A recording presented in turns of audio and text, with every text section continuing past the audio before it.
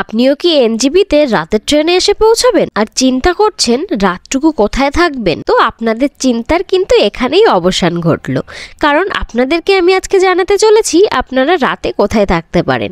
স্টেশনেই কিন্তু আমাদের জন্য ব্যবস্থা থাকে রিটায়ারিং রুমের, আর এটা সম্পর্কে কিন্তু অনেকেই এখনো জানেন না। হ্যাঁ, ঠিকই শুনেছেন, মাত্র 250 টাকায় আপনারা কিন্তু খুব কমফোর্টেবলি রাতে স্টেশনেই থাকতে পারেন।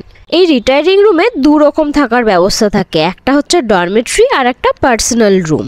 ডরমেট্রিতে কিন্তু প্রত্যেকের সেপারেট একটা করে বেড থাকে, বেডের ওপরে ফ্যান থাকে, আর প্রতিদিন কিন্তু বেডশিট চেঞ্জ করা হয়। এখানে কিন্তু পরিষ্কার পরিচ্ছন্নতাও অনেক ভালো, কারণ আমি দেখেছি আমার সামনেই প্রত্যেকের বেডশিট চেঞ্জ করে নতুন বেডশিট দিয়ে গেছে। তো এখানে সকালে একটা শিফট থাকে এবং রাতে একটা শিফট থাকে, দুবারই কিন্তু বেডশিট চেঞ্জ করা হয় যেগুলো ইউজ করা হয়েছে। ডরমিট্রি রুমে এমন কিন্তু রুমের ব্যবস্থা থাকে যেখানে অনেকগুলো বেড থাকে, সেপারেট বেড, সবার মাথার উপরেই ফ্যান রয়েছে, আর একটা বড় বাথরুমের ব্যবস্থা রয়েছে যেখানে কিন্তু আপনাদের স্নান, টয়লেট সবই আলাদা আলাদা ব্যবস্থা আছে। আর অনেকগুলো আছে যে একজনের জন্য অন্য মানুষের যাতে প্রবলেম না হয়, অনেকগুলো সেপারেট বাথরুম করা রয়েছে। আর রয়েছে গিজারের ব্যবস্থা, তো আপনাদের সকালবেলা স্নান করে বেরোনোর থাকলেও তারও চিন্তা নেই। আর আপনারা যদি অনেক লোকের সাথে রুম শেয়ার করতে কমফোর্টেবল না থাকেন, পার্সোনাল বা ফ্যামিলি রুম নিতে চান, সেটারও কিন্তু ব্যবস্থা রয়েছে।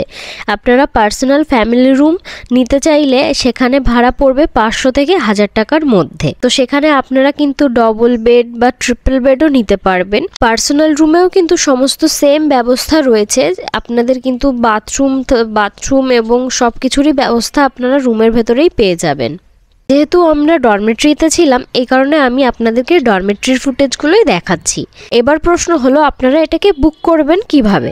এটা কিন্তু বুক করার 2 রকমের ব্যবস্থা আছে। প্রথমটা হচ্ছে অনলাইনে, যেটা আপনারা আইআরসিটিসি অ্যাপে গিয়ে আপনাদের পিএনআর নাম্বার দিয়ে রিটায়ারিং রুমটা বুক করে নিতে পারেন। আর দ্বিতীয় ব্যবস্থা হচ্ছে আপনারা এনজিপি স্টেশনে পৌঁছে, এখানের কিন্তু রিটায়ারিং রুমের একটা অফিস রয়েছে, সেখান থেকে তৎকালীন আপনারা কিন্তু একটা রুম নিয়ে নিতে পারেন। কিন্তু এটাই ডরমিট্রিতে বেড পাওয়া গেলেও অনেক ক্ষেত্রে পার্সোনাল রুম পাওয়ার সম্ভাবনাটা কমে যায়। তো আপনারা চেষ্টা করবেন আগে থেকেই আইআরসিটিসি থেকে বুক করে রাখার।